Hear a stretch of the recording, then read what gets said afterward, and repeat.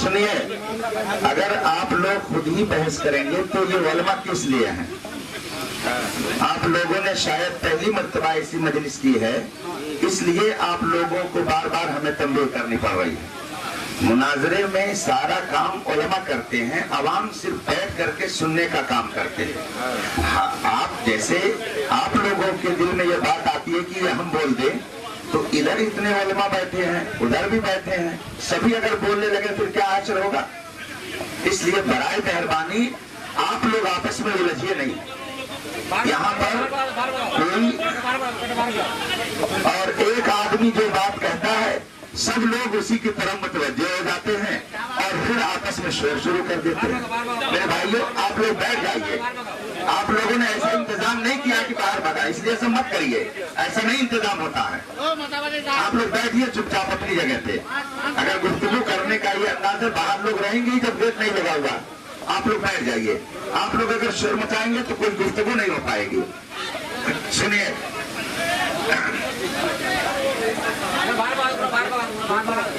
نہیں آپ لوگ جائیے، نہیں آپ لوگ چپ چاپ اپنی جگہ پہ بیٹھ جائیے۔ حضرات، افسوسناک بات یہ ہے کہ گفتگو ابھی کسی منزل پر نہیں پہنچی اور دونوں کے درمیان سخت کلامی شروع ہو گئی۔ میں نے پہلے ہی عرض کیا تھا کہ گفتگو میں ہر ایک کا درجہ اور اس کے منصب کا لحاظ ضروری ہے۔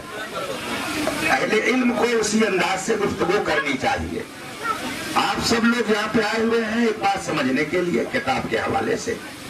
ابھی جو مولانا مجیب الرحمان صاحب نے گفتگو کی، انہوں نے بیچ میں مولانا خوشنو صاحب کے بول دیا، اس لیے معاملہ تھوڑا سا گڑبڑ ہو گیا۔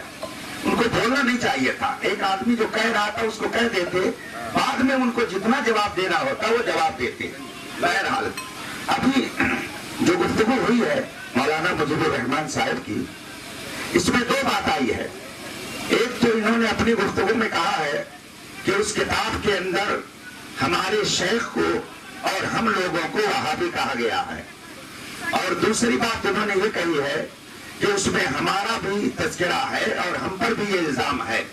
تو گفتگو اسی کتاب کے حوالے سے ہو، وہ عبارت ذرا پڑھ کر کے سنائیں جس میں ان پر اور ان کے شیخ طریقت پر وہابی کا الزام لگایا گیا ہے اور وہابی لکھا گیا ہے۔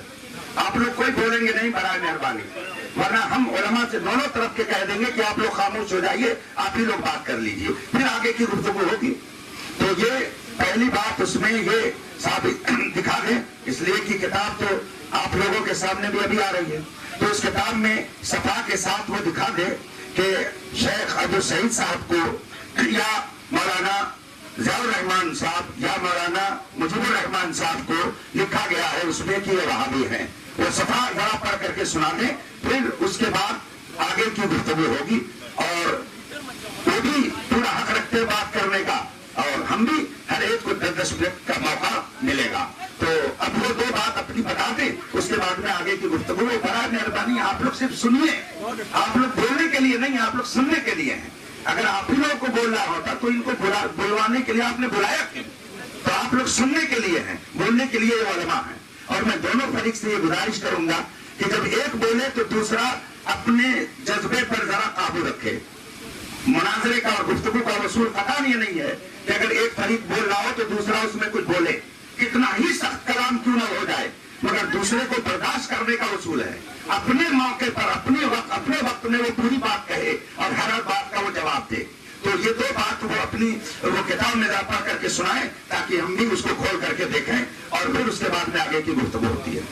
حضرات، یہ کتاب میرے ہاتھ میں ہے، یہ کتاب مولانا نجم القادری صاحب کی تحریر کی ہوئی ہے۔ اس کتاب کے صفحہ نمبر 102 پہ یہ تحریر کیا جا رہا ہے صوفیہ کے بارے میں کہ ان حضرات قدسیہ نے اپنے مسلک و مشرب کی بھرپور حفاظت کے ساتھ سینہ کفر کو گنجینہ اسلام بنانے کی جد و جہد کی تھی۔ انہوں نے گندگی کفر کو دور کرنے کے لیے کافر کو قریب کیا تھا، نہ کہ کفر و اسلام کافر و مسلم کو ایک سمجھ لیا تھا۔ افسوس تو یہی ہے کہ یہاں تفریق و تمیز ہی مٹائی جا رہی ہے، وہ دیوار ہی گرائی جا رہی ہے جو دودھ اور پانی کو الگ کرتی ہے۔ वो तसव्वुफ हो ही नहीं सकता जिसमें अरकान शरीयत का तहफ़्फ़ुज़ ना हो, जिसमें हक़ व बातिल को एक समझने की दावत दी जा रही हो। ये है इबारत इनकी सफ़ा नंबर 102 की।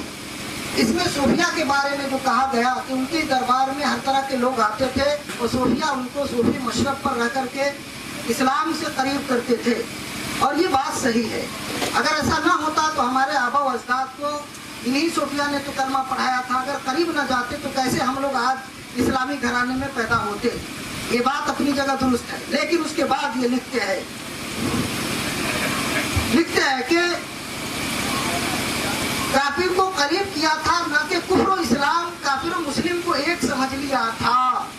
और ये इल्जाम लगाया है इन्होंने सफा नंबर 101 पर। वो क्या? हजरत की किताब है ये, उस किताब की एक इबारत नकल की गई और उस नकल करने के बाद जो उन्होंने तफसीरा और कमेंट किया है उसको आप सुनिए। वो इबारत क्या है, वो इबारत मैं भी सुनाऊंगा और क्या साबित करना चाहेगा।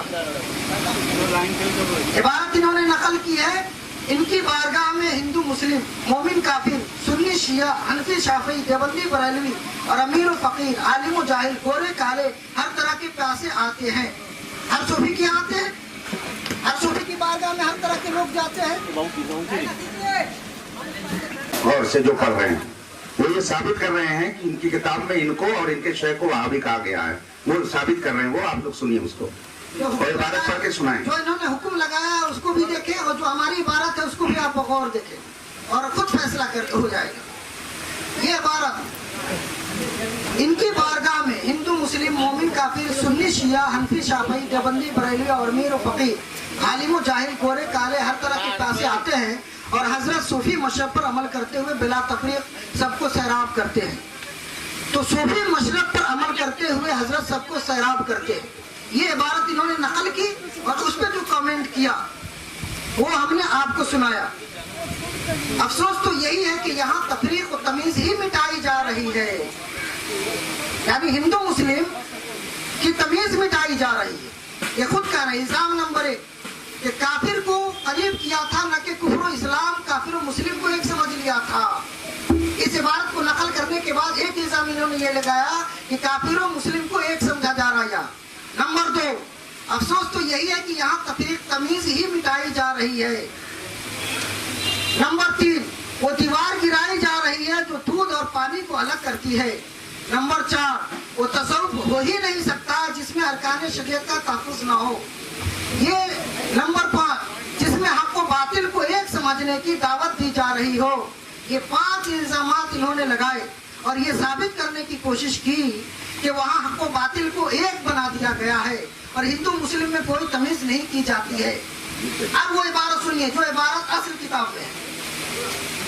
ये है किताब हजरत की, सफा नंबर 11 से इन्होंने वो इबारत नकल की है और उस इबारत का कुछ आगे और कुछ पीछे आप खुद सुन लीजिए, आप पे वाज़ेह हो जाएगा। सफा नंबर 11 पे लिखा जा रहा है इस किताब में, हजरत शेख की शख्सियत एक दूर अंदेश साहब नजर मुदब्बिर मुरब्बी और हकीम दाई और मुसले की है। अल्लाह करीम की तौफीक से बेईमानों को दौलत ईमान अता करना, बेअमलों को आमिल और पारसा बनाना, नाकारों को बरसरे कार और नापुख्ता लोगों को पुख्ता बनाना हजरत का मिशन है। वो दूसरों की हिदायत इस्लाह कामयाबी असुर खुरूई के लिए हरीस वाक़े हुए हैं, हिदायत के लिए हरीस वाक़े हुए और उसके लिए वो शरई हुदूद में रहते हुए लिखा जा रहा है, शरई हुदूद में रहते हुए किसी हद तक भी जा सकते हैं, यानी शरीयत के दायरे में रहकर वो किसी इंसान की हिदायत के लिए कुछ भी कर सकते हैं। इनकी बारगाह में हिंदू मुस्लिम मोमिन काफिर सुन्नी शिया हनफी शाफी देवबंदी बरेलवी अमीर फकीर आलिम जाहिल गोरे काले हर तरह के प्यासे आते हैं और किसके प्यासे? हिदायत के प्यासे आते हैं। और हजरत सूफी मशरब पर अमल करते हुए, हजरत किसके मशरब पे अमल करते हैं? गौसो ख्वाजा और रजा के मसलक पे अमल करते हुए बिला तफरीक सबको सैराब करते हैं। सैराब क्या करेंगे? ईमान की दौलत से सैराब करते हैं। वो सबकी इस्लाह चाहते हैं और एक हकीम दाना की तरह जिसके लिए जो दवा और जैसा परहेज मुनासिब समझते हैं तजवीज़ फरमा देते हैं। वो सबकी दिलजोई करते हैं वो सबके लिए सादत दारन के मुतमन्नी रहते हैं। वो पूरे मानों में दिल बदस्त अवली के हक अकबर तस्वुर करते हैं। बात पूरी होने दीजिए। वो पक्के मुस्लिम हैं मगर गैर मुस्लिमों की फरियाद रसी, दस्तगिरी और इयादत से शगफ रखते हैं।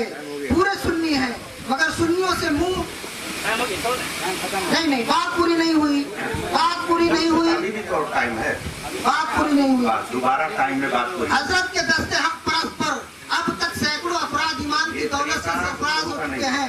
सुनिए, गौर से सुन लीजिए। मुनाजरे में बात पूरी की जाती है, टाइम की बंदिश नहीं होती है। मौक़िफ़ पे गुफ्तगू होती है, टाइम की बंदिश नहीं होती है। मुनाजरे के उसूल हमें भी पता है। बात पूरी होने दीजिए।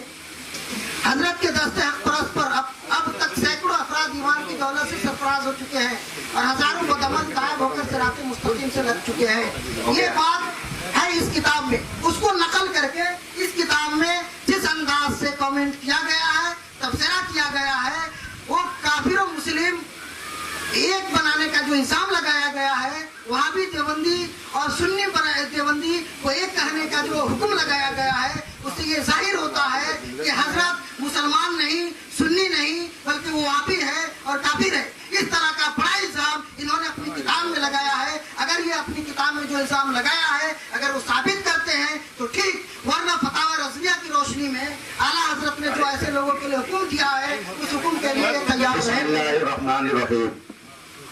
हजरात, आपने पूरी गुफ्तगू 10 मिनट से जायद की सुन ली। इनका मौलाना नजमुल कादरी साहब पर ये इल्जाम था कि मौलाना नजमुल कादरी साहब ने अपनी किताब में इनके पीर को और इनको वहाबी लिखा है।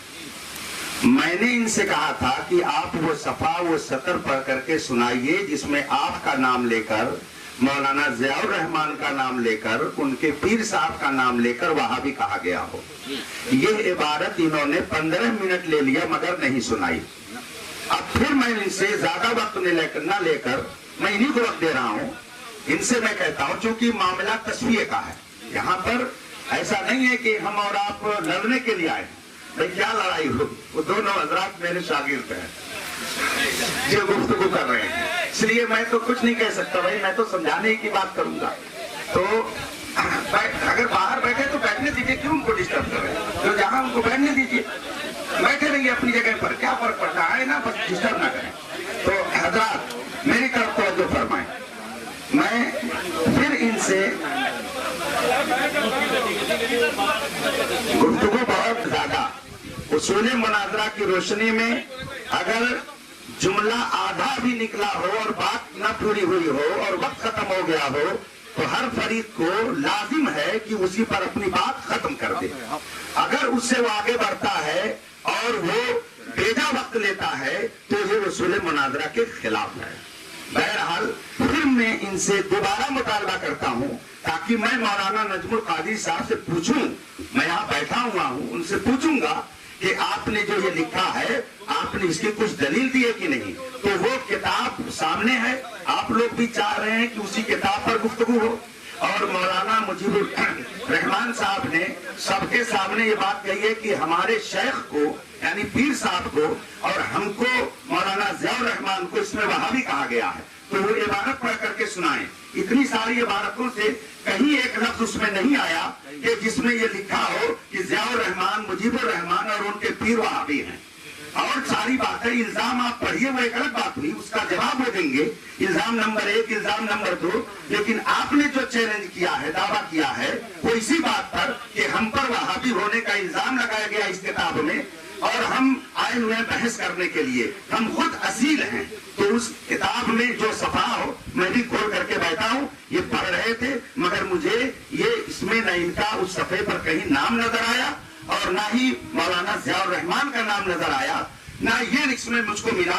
इनके पढ़ने में भी मैंने नहीं सुना, हो सकता आप लोगों ने सुन लिया हो, उसमें मैंने कहीं नहीं सुना कि अब्बू मियाँ जो हजरत शेख हैं इन हजरात के और खुद इनके बारे में ये लिखा हो कि ये वहाबी हैं। आप लोगों ने सुना? अब फिर मैं इनसे कहूंगा, वो इबारत हो सकता है कोई और साहब जिनकी नजर से गुजरी हो, तो अब इनको मैं अपना 5 मिनट का टाइम दे रहा हूँ। वो देख लें और वो इबारत फिर से पढ़ करके सुनाएं ताकि आगे की गुफ्तगू बढ़े। कोई आप लोग बोलेंगे नहीं, आप लोग बैठे। हजरत मुफ्ती साहब किबला को इल्जाम ही नहीं दिख रहा। एक आदमी ये इल्जाम लगा रहा है कि काफिर और मोमिन को बराबर किया जा रहा है। अभी ये वाबी ही के इल्जाम में फंसे हुए। और सुनिए, एक जगह ये बरजस्ता अलीमी का नाम लेकर लिखते हैं, किस्मत से इनके नाम के साथ अलीमी का लायका भी है, यानी हम दोनों के नाम के साथ, उसके ऊपर भी इन्होंने लिखा। और इत्तेफाक से मियाँ हुजूर शाह अबू सईद इलाहाबादी के मुरीद भी हैं, पीर साहब का नाम भी आ गया, हम लोगों का भी नाम। एक जलसे में जब उन्होंने अपनी तकरीर में वो सब कुछ कहा, तो जलसे के बाद यानी इल्जामात पे मबनी क्या क्या कहा उन्होंने अपना लिखा। मैंने कहा आपकी तकरीर के बाद हिस्से से मुझे इत्तेफाक नहीं, वो सारे काबिल एतराज जुमले हमने उनके सामने रखे और कहा ये तमाम बातें मसलक आला हज़रत के खिलाफ हैं। यह हुजूर शेर बिहार मुफ्ती मोहम्मद असलम रज़वी साहब का दयार है। यहाँ के लोगों के दिलों में रजा और फिक्र रजा की मोहब्बत उन्हीं की इनायत है। अगर आज वो स्टेज पर होते तो आपको तौबा करवाते। यानी मैंने ऐसी बात कही जिसके ऊपर वो तौबा लाजिम आ गया। तो ये साबित करें कि कौन सी बात हमने कही। सफा नंबर 98 और 99 का शुरू हिस्सा।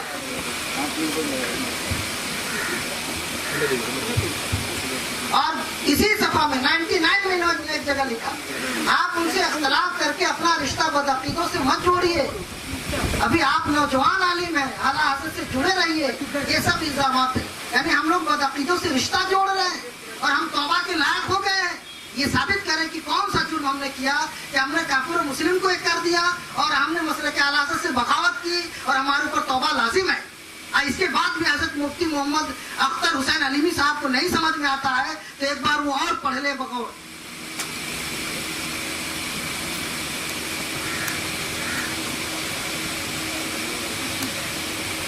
बात हो गई? हाँ, बात मेरी हो गई। आप से बोला जाएगा। आप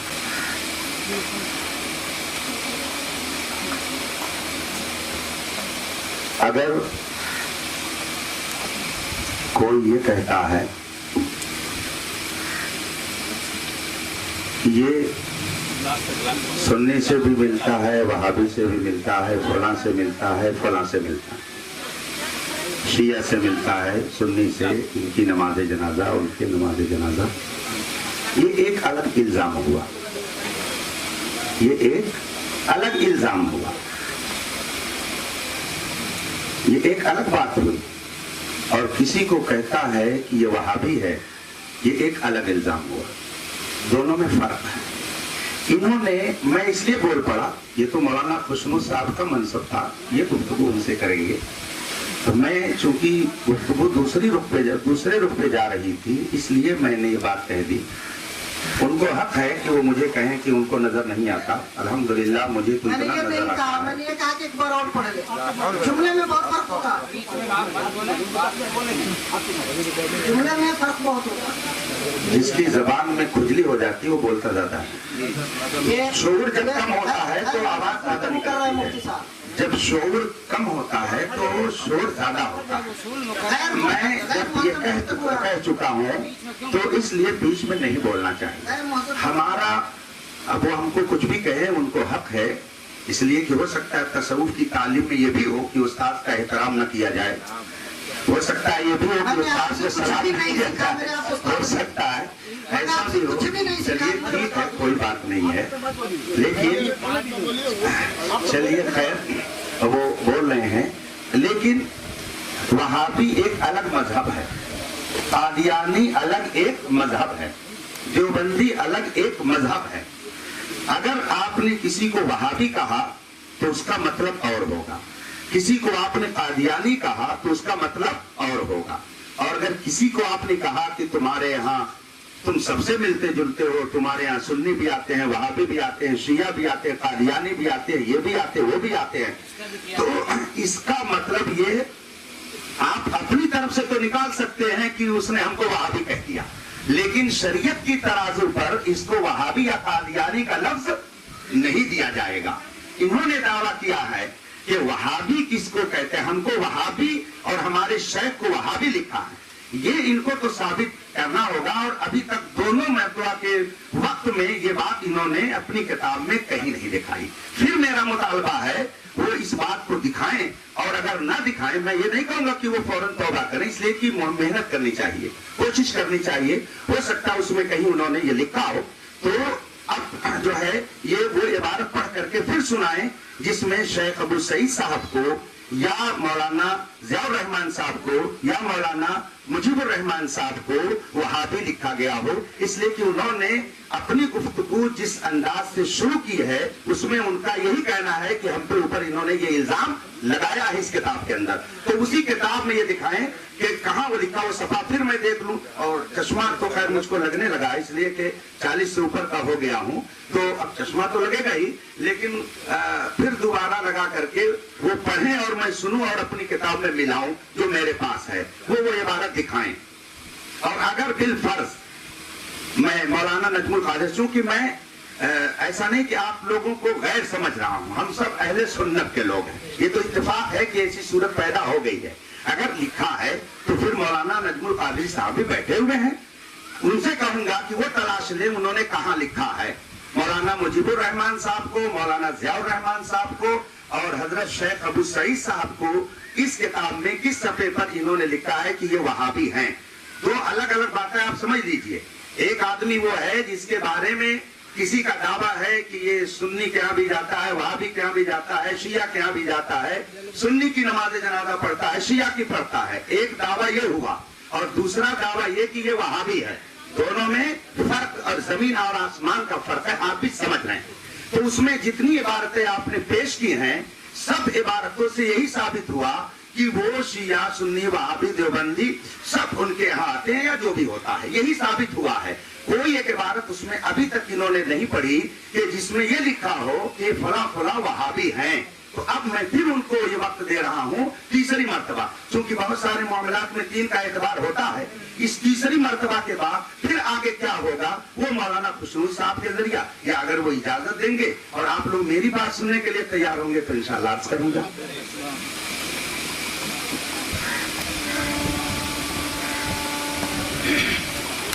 उसके बाद जो तफसीरा किया उसको एक बार और आप समाप्त करें। मुझे बताया जाए कि कुरान की वो आयात और अहादीस की वो रवायात जिनमें बद मजहबों, बदअकीदों से दूर रहने और अपने आप को उनसे दूर रखने की सख्त ताकीद और तंबीह आई है, उन आयात और रवायात से खुला तसादुम है कि नहीं।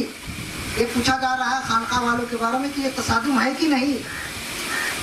दूसरी बात, बुनियादी इस्लाम से तसादुम के बाद भी सच्चे पक्के मुसलमान होने का पुरशोर ऐलान, यानी बुनियादी इस्लाम से हमारा टकराव हो रहा और उसके बाद भी हम लोग ये शोर कर रहे हैं कि हम सच्चे पक्के मुसलमान हैं। ये इनका जुमला सफा नंबर 101 पर। अब मैं इनसे पूछता हूँ कि जुमले से ये क्या कहना चाह रहे हैं, और ये भी पूछ रहा हूँ मैं कि ये बताते कि इन्होंने वहाँ भी हमको समझा, बदअकीदा समझा या कि नहीं समझा। अगर ये कहते कि नहीं समझा तो हम झगड़ा ही खत्म हो जाएगा, हम दूसरे पॉइंट पे बात करेंगे। अगर ये सिर्फ कहते कि हमने नहीं जाना, सुन्नी जाना, वहाबी नहीं जाना, तो झगड़ा खत्म हो जाएगा, यहाँ से दूसरे पॉइंट पे बात करेंगे। ये कहते आप हजरात इस बात को अच्छी तरह समझते हैं कि किसी बात को ये कहना कि हमको ऐसा समझा गया और किसी बात को ये कहना कि हमको ऐसा लिखा गया, दोनों में फर्क है। दावा इनका ये है कि हमको हमारे शेख को इसमें वहाबी लिखा गया है, बार बार इनसे मुतालबा किया गया, फिर एक बार मुतालबा किया जाता है कि ये किताब में ये साबित करें कि इनको इनके मुर्शिद को उसमें वहाबी कहाँ लिखा गया।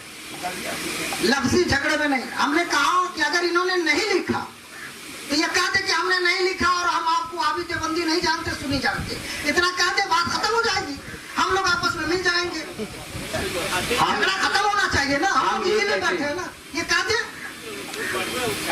लफ्ज़ से पर कहते ये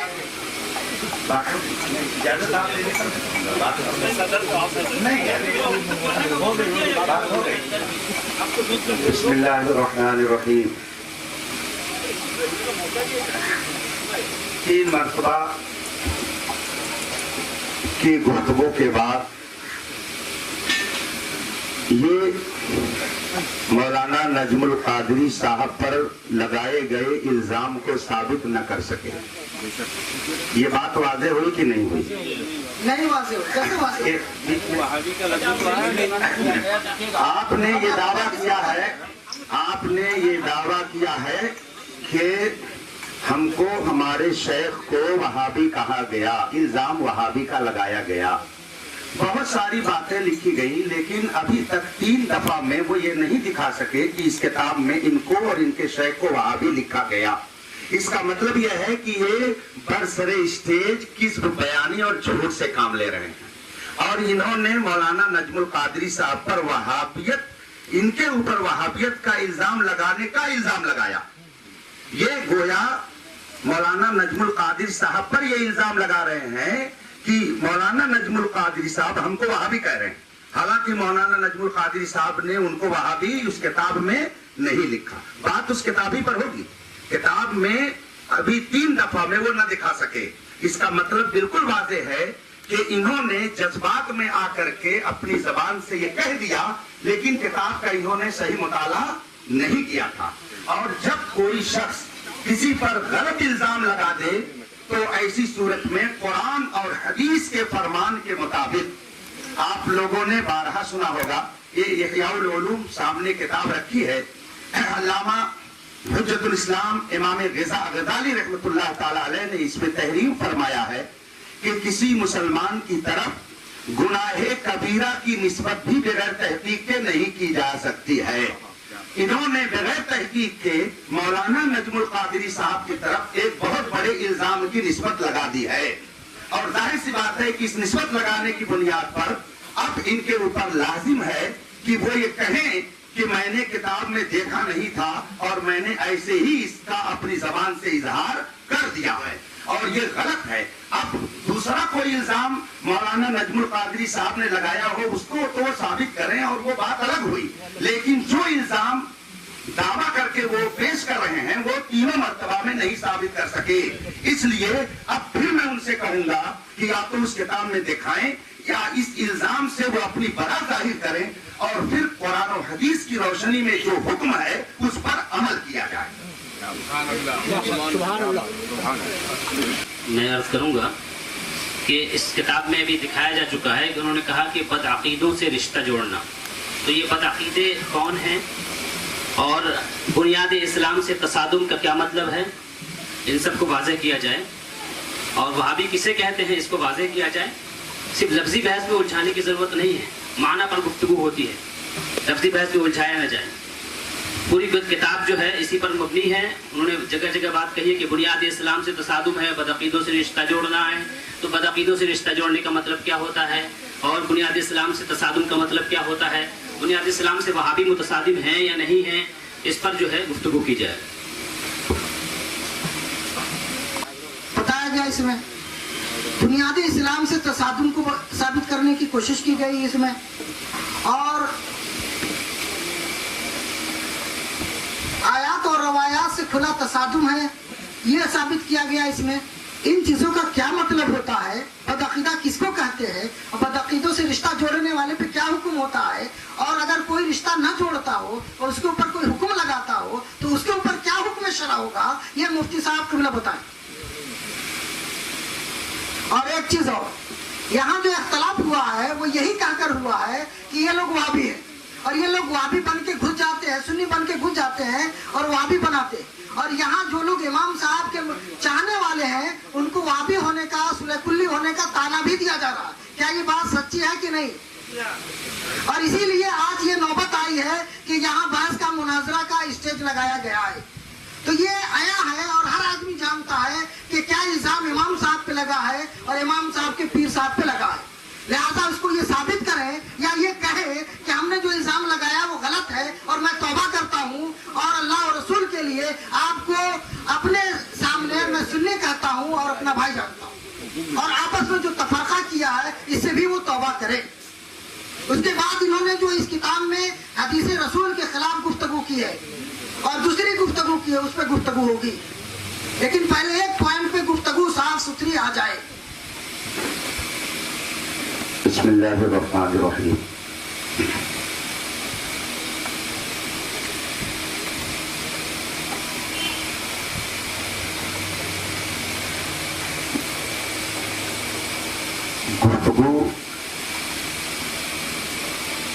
یہ چل رہی تھی کہ ان تینوں حضرات کو اس کتاب میں وہابی کا الزام لگایا گیا ہے اور 4 مرتبہ کے وقت میں بھی وہ اپنی بات ثابت نہیں کر سکے. اس سے یہ بات واضح ہو گئی کہ یہ جھوٹ ہے، یہ سراسر الزام ہے. اب رہی یہ بات کہ بدعقیدہ لکھا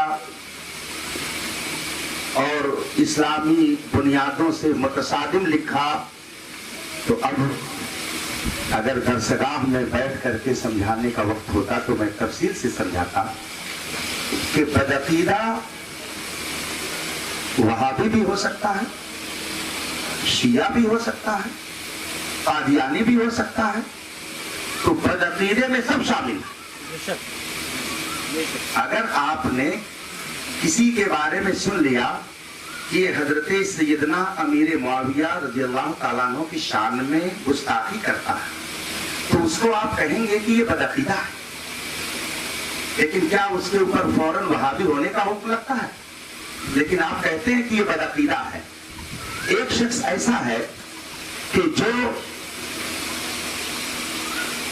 اپنی زبان سے کفری باتیں بولتا ہے، آپ کہتے ہیں کہ یہ بدعقیدہ ہے، لیکن کیا اس کے لیے یہ کہتے ہیں کہ یہ وہابی ہے؟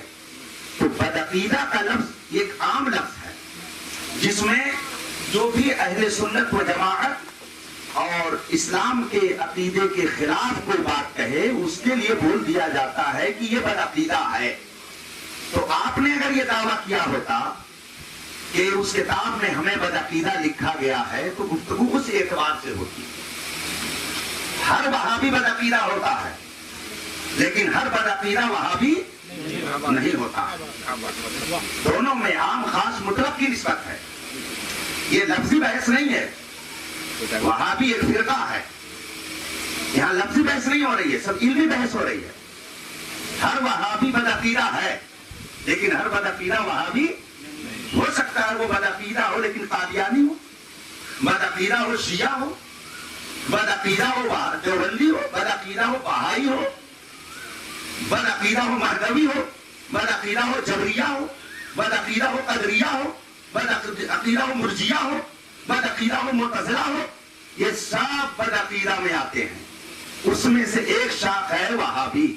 تو اب اگر بدعقیدہ لکھا تو آپ کو دعویٰ اسی انداز سے کرنا چاہیے تھا، لیکن آپ کا دعویٰ یہ کہ اس کتاب میں مولانا نجم القادری صاحب نے یہ الزام لگایا کہ وہابی، اور آپ نے 4 مرتبہ کی گفتگو میں اس کو ثابت نہیں کیا. اس لیے یہ جھوٹ ہے. اور جھوٹ بولنے کے بعد آدمی کے اوپر دیانتداری کے طور پر شرعی طور پر یہ لازم ہو جاتا ہے کہ وہ اپنی کس بیانی سے توبہ کر لے. اللہ کے رسول صلی اللہ علیہ وسلم ارشاد فرماتے ہیں کہ اگر تم سے چپکے سے کوئی گناہ ہو جائے تو چپکے سے توبہ کر لو، اور علل اعلان کوئی گناہ ہو جائے تو علل اعلان توبہ کر لو. توبۃ السر بالسر والعلانیۃ بالعلانیہ.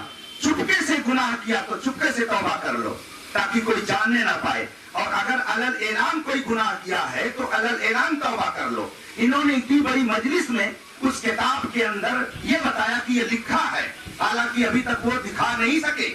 اس بنیاد پر وہ ہم سے یہ پوچھے کہ بدعقیدہ کس کو کہتے ہیں، وہابی کس کو کہتے ہیں. اگر اس کو بتانا ہے تو بہت ساری کتابیں رکھی ہوئی ہیں، اس پر گفتگو ہوگی. لیکن ابھی تو آپ نے بہت ہی تمتراک کے ساتھ اور بہت ہی جذبے میں آپ نے کہہ دیا تھا کہ مجھ کو کہا گیا اس لیے میں مناظرے کے لیے حاضر ہوں.